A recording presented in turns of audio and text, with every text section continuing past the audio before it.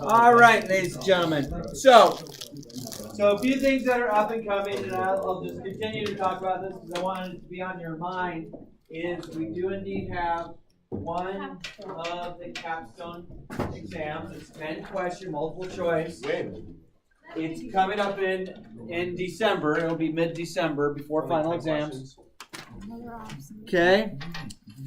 So, and again, we have decided that we will make, if it's going to be a quiz score it goes in as, and it sounds like we might make it worth 14 points rather than 7 points, which is better for you. And then, so if you get the 8 out of 10, that means you get 16 out of 14. You get the 9 out of 10. Keeps going, 10 out of 10. Or, so if you get the 10. So if you want the higher score, but if you need a 7 out of 10 in order to satisfy the math capstone for at least part of the thing. So it is an important thing. Everyone is taking it. Yes, even juniors. Okay? And everyone have their notes out from yesterday? Did anyone miss yesterday? I need to know. I actually brought you. You did not miss. No, but I just didn't get notes because I was in the bathroom. I was sick. The whole period? No, just I never got notes. Hannah got notes. She was in the bathroom like basically the whole period. I was in the bathroom for 8 minutes. I checked. What? And that's not that long. Clock in, clock out. Thank you. I don't know. 8 minutes? We were listening to Big Time. All right. So, again, that capstone is something that we're going to be continuing with. It goes along with this unit. And I believe I did this page. Is this correct? You got to help me out. I can't remember. Yeah. All right. So let's continue. Now we got more. All right. So, Are you like doing that like Mr. I have A and B. Oh, sorry. I went over the 2 questions. Yes. I just wanted you to just explore. Wait, Mr. Soup, I got 2. So like you're not like looking. We'll go over it though. Just want to get that. All right. So if you recall, yesterday we were talking about sometimes it can bounce, sometimes it can go through, so it'll cross, and sometimes it has a wiggle. Okay? So, and they're all important for you to know. The end behaviors of polynomials, it's best if you start at the right side of it and work back to the left. And we're going to start focusing on that a little bit more. Again, this is all information that we will go through. So, taking a look at this next question up here. It does appear that part of it could be factored. Maybe. Does this appear to be factorable? Yes. Does this appear that that could be the same as x minus 2? No? No? That might not be factorable. I don't think it's factorable. Nope. So, if I can't factor it, that's fine. It doesn't mean it can't be graphed. But things that we should know about this is that this is very possible that if we use the quadratic formula on it, that we get complex solutions. That means you have I. And a complex solution, you would see like a wiggle up here. Okay, you wouldn't see a wiggle through the x-axis. So right now, the only real root that I can see that I can determine is positive 2. Is that okay? What degree is this polynomial, though? It's to the third. So this is x to the third. So I don't know where the question is at. Oh, it doesn't say anything. But this is a x to the third polynomial. X to the third looks something like this, as far as the end behavior goes. Again, where that little flat part is, there might be more bumps and stuff. But as far as the end behavior, it looks like that. The 1/4, all it does is it just makes it a little fatter. Makes it look like that. That's because the 1/4, it just stretches it out. Or it does a vertical compression, so it makes it fat. So it looks like it's being stretched in the horizontal way. All right. As far as a bounce or a wiggle or a cross, the only thing I know so far is it has a cross, and that's where that is. And then I would say it'd be good if we started playing with this with the graphing calculator a little bit. So if you have one, get it out. If you don't have one, grab one from the front counter, if you don't mind.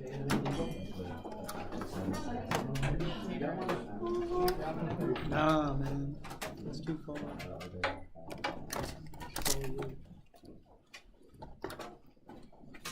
Actually, I'll grab one. And I'm going to graph this on Desmos first because I want you to just be familiar with it. This is my breakfast. Okay? And then I'll graph it on this. So, Why don't But you what you get swap nowadays. You're always like chocolate is my food for the day. 2 plates and 25. 3 plates and 25? Would you swap two? Just 3. 3 plates? Why don't you just like get it and buy it? all right. Ready? 2 plates. So again, Desmos will be the graphing tool that we use on that test. Okay, they wanted to make it as secure as possible, and they said, hey, we need kids to use this. So you're gonna have a thing like this. Your Desmos window will be smaller than this, but it works the exact same way. The big things on this is make sure you have y equals. Okay, first thing, pretty easy. You just how you type it in. And then I'm gonna make do 1 divided by 4, and you just divide on that, and then put in your parentheses x minus 2. And notice it's graphing along with what I have so far. And then I have x, and in order to square x, you use the caret, so that's the shift of the 6.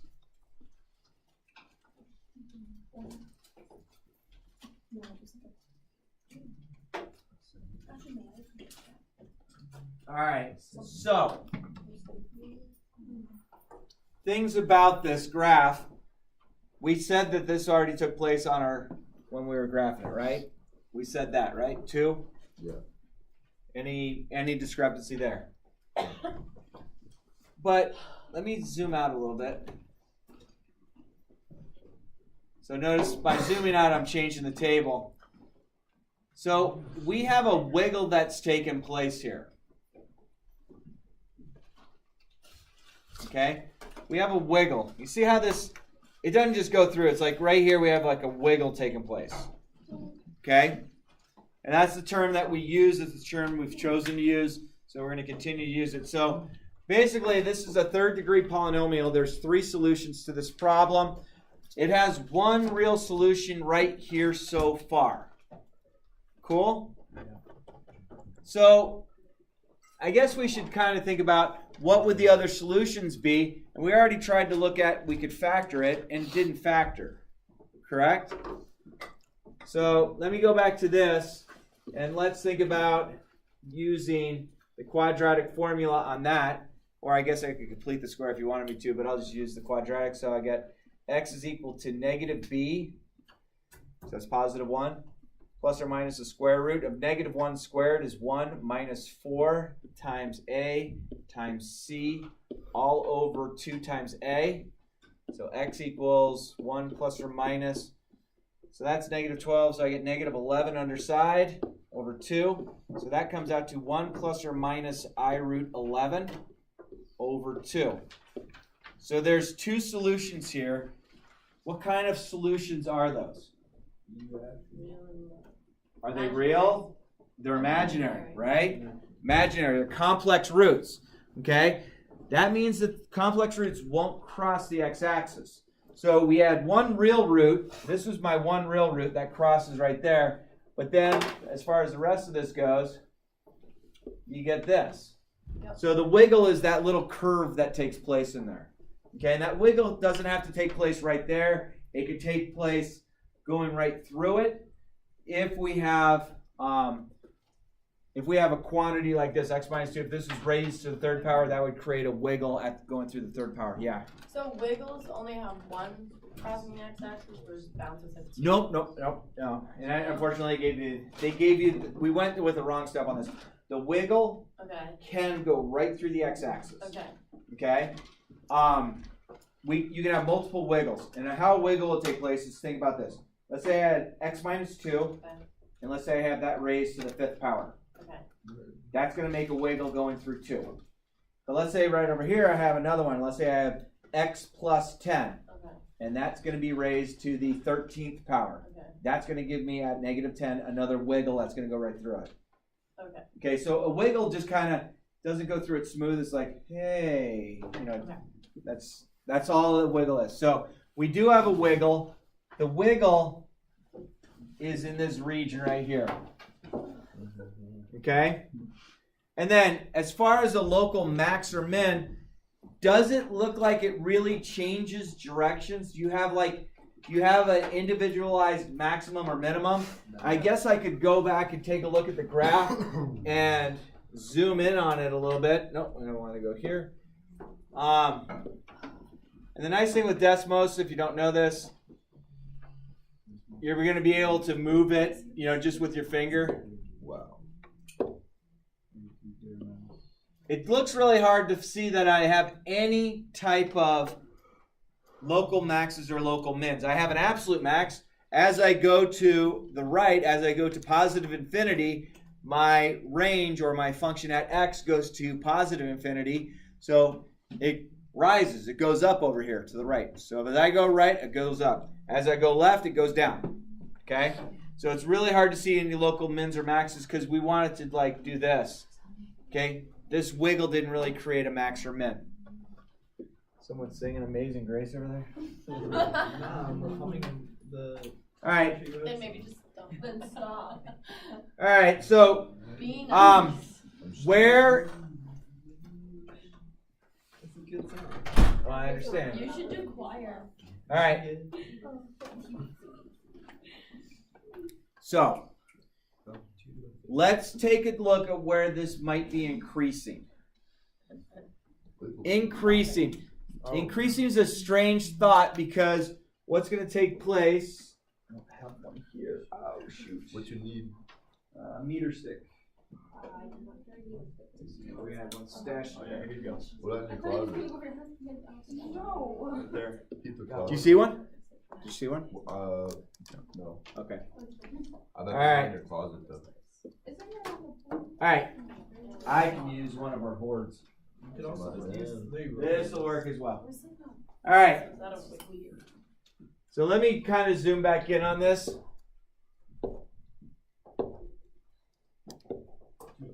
All right.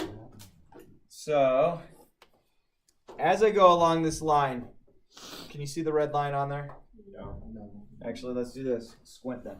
Can you squat? Can you see that? See how this is really close to the line? This is tangent. So what's happening with the line, the edge of this board as I go up? Wow. It's increasing. It's increasing. Oh, now I'm moving the graph. So as I get to about right here, what happens right here? This is actually, for you calculus freaks, this is called a point of inflection because this tangent line that would be right here actually has to flip to this side of the line now. Why? Because in order to be tangent, it has to touch it once. Okay. Okay? So I can make this right here tangent to the line, touching it once. Yeah. I have to flip to the other side to make it tangent on this side then. Wait, what's a tangent? A tangent line is a line that touches a line. A tangent is a line that will touch something once. Oh, okay. That's all it is. Okay? It's not, it stretches back to the tangent being the adjacent or opposite over adjacent of a right triangle. But where the tangent line is a line that touches another surface once.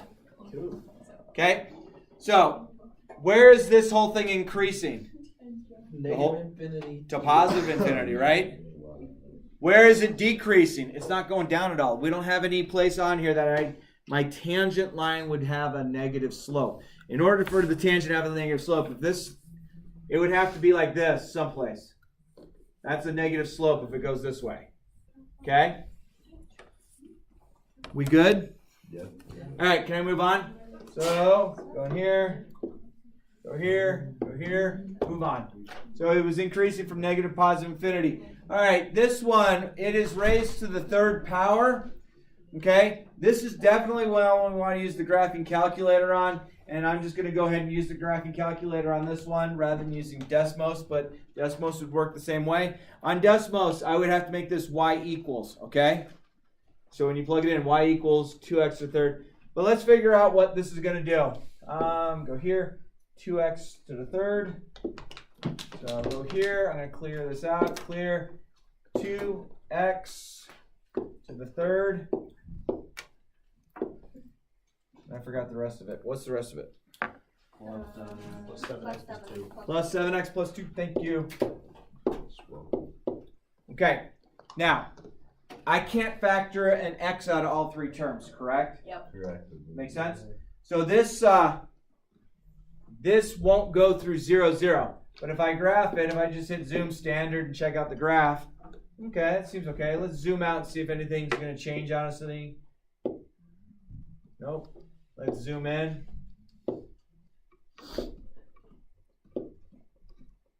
Okay. See where the cursor's blinking? Okay, that's 0, 0, correct? Does it cross at 0, 0? No. So we might want to find out where it crosses there. Does anyone remember how to make that? Second trace. Second trace, good. So second trace, which is calculate. We want to find where it crosses, so it's a 0.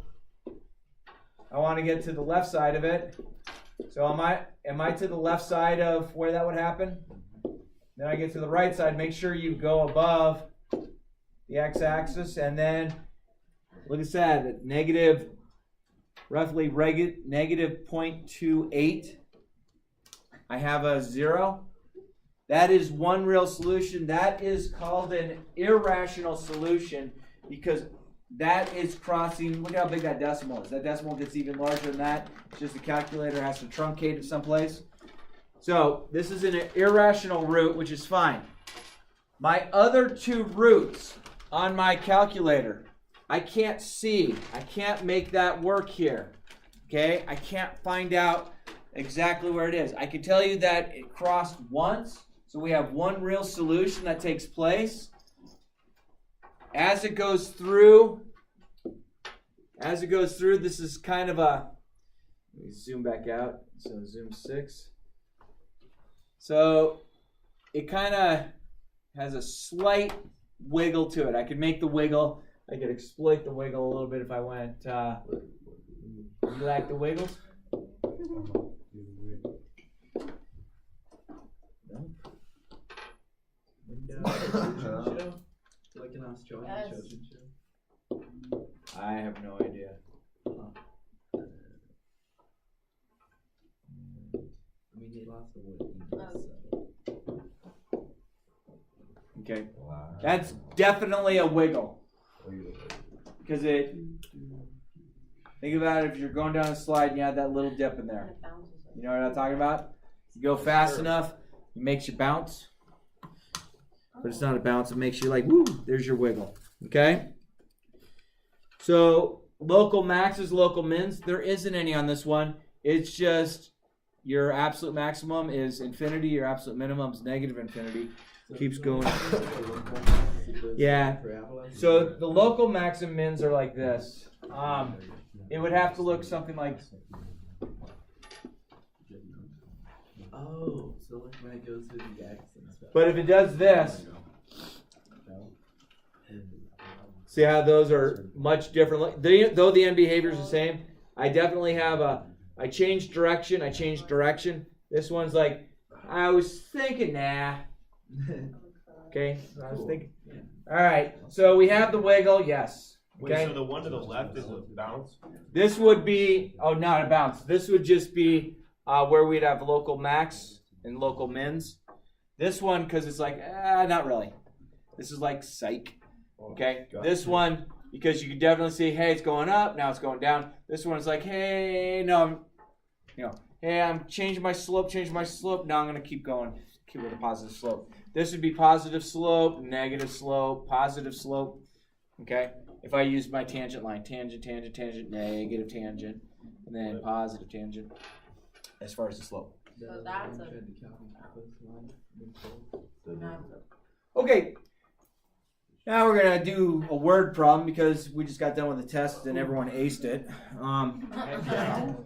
So might as well throw more word problems at it. What's the Just highest grade in the test? 57 out of 54. Oh, really? Wow. Good job, whoever did that. 3 of them. Thank you. Nice. What was the lowest? Yours, you have a 0.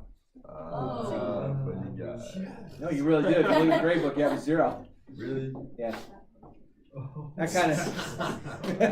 We didn't take it. You guys Why know. could you guys align where like doesn't affect me? Because if I do that, then you won't come in. Don't worry, it doesn't make you ineligible. So funny. Yeah, it will. No, it doesn't. I know. 0 is the magic number. Sister up. You know. No. Come in. Uh-uh. Come in. Gotta play. I know you are. man. This will just make sure you do. My parents are gonna kill me. They're I like, know, but then you can say I made an array. It says on there that you were absent, 0 absent. Nice. My grades gonna drop so much. I know, don't worry. You can repeat the class next year. Oh. Woo!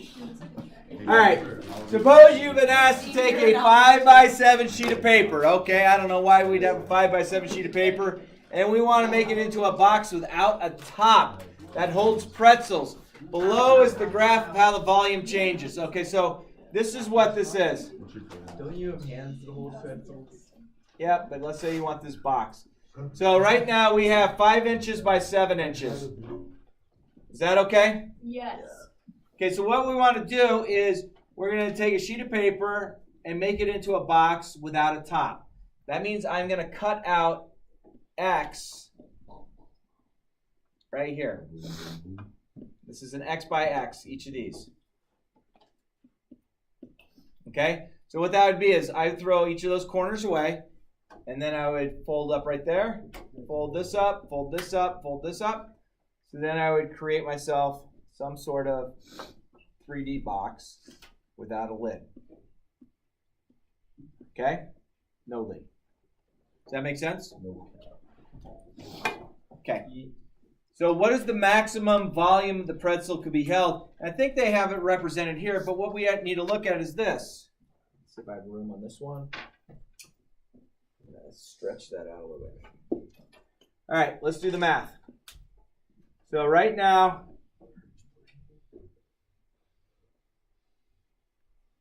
I've cut my corners out, so I have that. Agree? This is going to be folded up. This will be folded up. This will be folded up. This will be folded up. This whole length here had been 7, but then I removed X on either side of it. So 7 minus X, or 7 minus 2X. So this length right here is going to be 7 minus 2X. Do you agree? Yep. All right. Money. How big was this length over here? 5. It was 5 inches at the time, right? Again, I'm cutting X out of the corners. So then this is going to be 5 minus 2X. Okay? So we have a length of 7 minus 2X, a width of 5 minus 2X, and a height of X. That makes sense? So my equation is, in order to find the volume of my box, I have volume is equal to X times, because volume is length times width times height, right? So X being the height, 7 minus 2X, 5 minus 2X. So let's think about what degree polynomial this would be if I were to graph it. X times X times X is? X to the third. So this is a X to the third polynomial. Okay? We do have negative times negative, which is positive. Great. So an X to the third polynomial looks something like this. Is that all right? Well, we're going to take a look. All right, so now I want to graph it. They gave us this graph, and I want to see if our graph looks anything like this. Okay?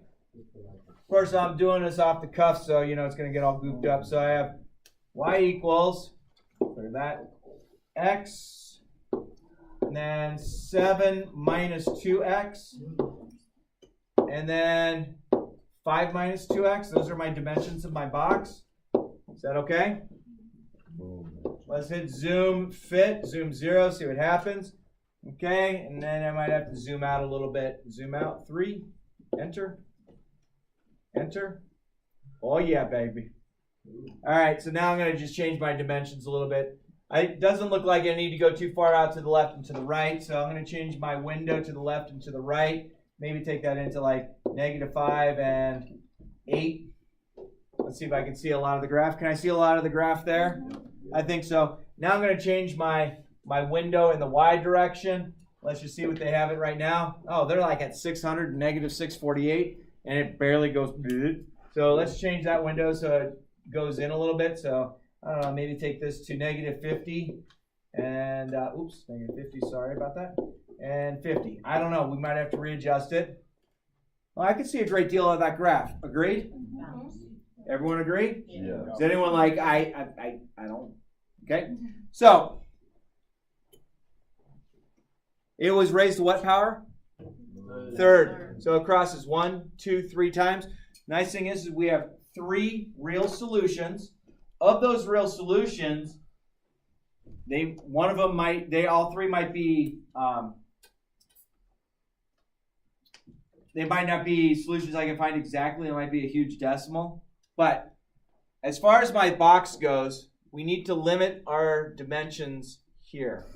Okay? Am I going to have any negative cutout x's on my box? No. No, I'm not going to. Hey, cut out a corner. How big? -x. Okay. Okay, that's not going to work. So I don't really need anything in the negative. So I'm going to change my window here. I'm just going to go to 0. Hit graph. Okay. Is there any way that I could make a cut in my box that when I find my volume becomes negative? No. I shouldn't have a negative volume, so I'm going to take this out to about 3. So my window here, I'm going to go out to 3. Okay? So my local maximum here, the x component will tell me how big of an x to cut out, how big of an x by x box to cut out. And when I do that, my y component will tell me what my maximum volume of that box would be. Okay? So local max. So I'm going to go second calculate. That's a good friend of ours. We want to find a maximum. I want to make sure I'm on the left side of it. What happened? How'd you get that? Second trace. So I want to find a maximum. Yep. I know I am. All right. So if I were to slice out a 0.96 inch by 0.96 inch square from each corner of my 5 inch by 7 inch box, my box would then have a volume of 15.02 cubic inches. That's the maximum size box that we can have on this problem. But we have to realize there's certain values that we don't need. Would it make sense to make a cut right there? I mean, I can't do it. So the biggest cut I can do on my box, if this is 7 inches and this is 5 inches, if I cut 2.5 inches, I'm right in the middle. I made an envelope. Why is that? Because right here, if I fold up that, it folds up, it's an envelope. They don't have any base to it. So it said that we have a certain dimension there. So let's see what we have up here. So they said at 1,15. I say it's at, you see where they're getting 1 from? Is 0.96 close to 1? Yeah. I don't agree with them saying, oh, it's got to be 1, because we just did the math. But it's close. Yeah, we're close. Okay? And then the 15 is right on for the most part. Okay? So that's basically it. What was my maximum volume of the pretzels that could be held? Well, I'm going by that, 15.02 inches. 15.02 cubic inches. Okay? At what height is the side to maximize the volume? They're claiming 1. Well, I want to be a little more accurate. 0.96. 0.96 of an inch. If you wish to hold only 12 cubic inches, well, look at this. That's the volume at 12 inches, 12. So if I made a 0.5 inch cut or square or a 1.5 inch cut, in my square. So if this was a 0.5 or a 1.5 square on each of those, that would allow us to have a volume of 12 cubic inches. Okay? Let's go back to my graph. Let's just zoom out. Darn it.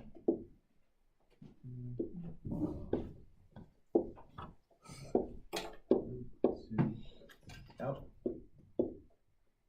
Okay, so local max right here, local min right here, end behavior here is going to infinity. This way it's going to negative infinity. Okay, I have 3 solutions that could be the answer to our problem. When we're talking about a box though, there's only really that one little region that works for our box. All right, moving on. All right, Coca-Cola. Suppose you have 204 square centimeters of aluminum to make a Coca-Cola can. Since your material, our limiting factor, we need to choose a radius we can choose a radius on the can carefully. If our goal is to maximize the volume of the amount of Coca-Cola, we must put together the surface area of 204 square centimeters. So that's the surface area of the can. That's the distance around the edge and the top and the bottom. Okay? So, is a Coca-Cola can a perfect cylinder? As far as the sides go, yes. But the top kind of has a lip on it, and the bottom kind of has a divot on the bottom, right? Yeah. So it's not the perfect cylinder, but let's pretend we're making the perfect cylinder can. You still with me? All right, so we are going to use this equation here. This is for surface area of a cylinder. 2 pi r squared plus 2 pi r h. The 2 pi r squared happens because you have a circle on top and a circle on bottom. In order to find the area of a circle, it's pi r squared. We have 2 of them. 2 pi r h, 2 pi r is the circumference, and then here's the height of the can, h. So we're going to substitute 204 in for s. This is where a lot of you started struggling. Ready? I'm going to plug 204 in right here. 204 equals 2 pi r squared plus 2 pi r h. Rearrange the equation for height. I have an h I want to get by itself. So I'm going to go 204 minus 2 pi r squared equals 2 pi r h. How did I move this over? Subtracted it. So 2 pi r h are all being multiplied. So now I have to divide both sides by 2 pi r and 2 pi r. So now I have a height of 204 minus 2 pi r squared over 2 pi r. Now some people are like, hey, can I start canceling? No, just leave it. Don't start canceling. Otherwise, you're going to have to cancel the whole thing. Boom. All right. So the volume of the can is this. Volume of the can is pi r squared times the height. We just found the height to be this. So now I'm going to have my volume equation be this. Pi r squared times 204 minus 2 pi r squared over 2 pi r. This is my new volume equation. And then I think I can go ahead and plug that into my graphing calculator. Does everyone know where the pi key is on your calculator? Okay. Let's see if I can get it plugged in there. Y equals clear. Where is pi? There it is. Pi. And then r squared is going to be an x squared, right?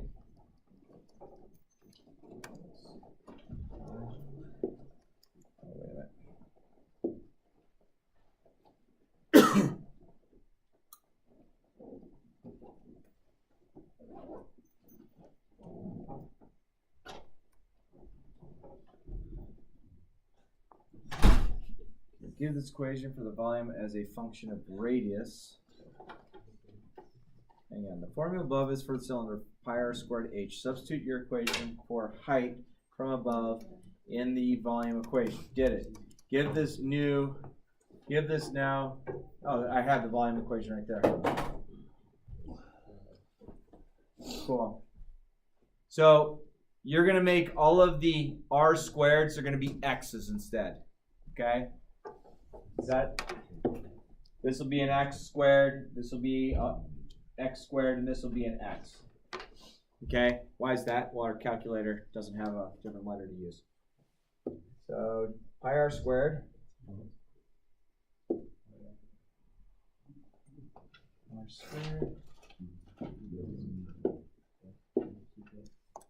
Second pi x squared. Now what's the rest of it? Parentheses 204 minus 2 pi r squared. Too many things up.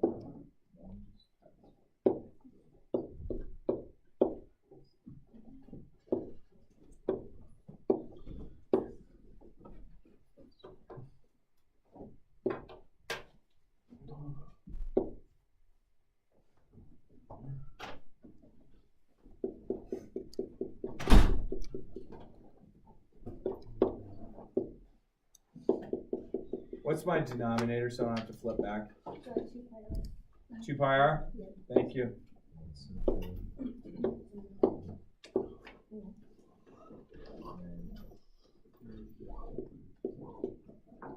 Second, insert here, here, and here. All right, notice I have a lot of parentheses. Zoom fit, zoom 0, see what we get. Yeah, baby. So, find the local max. Hang on, I still got 3 minutes. Y'all start packing up. It's rude. Quit it. Then you sit there and you complain to me, going, "No, I can't do the test." Okay, second calculate. Maximum. I'm on the left side of it. Move to the right side of it.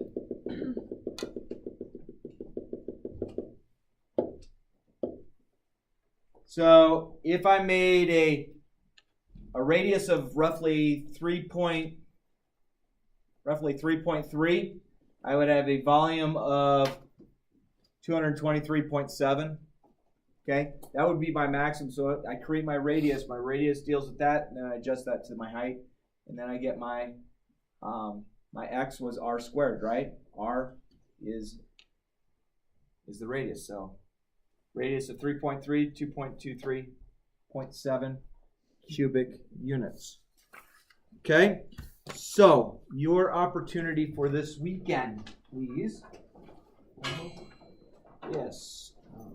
But I'm not going to give you, we just kind of started D, so I would like you just to work on, somewhere in here, worksheet, make it a better color, worksheet 6C.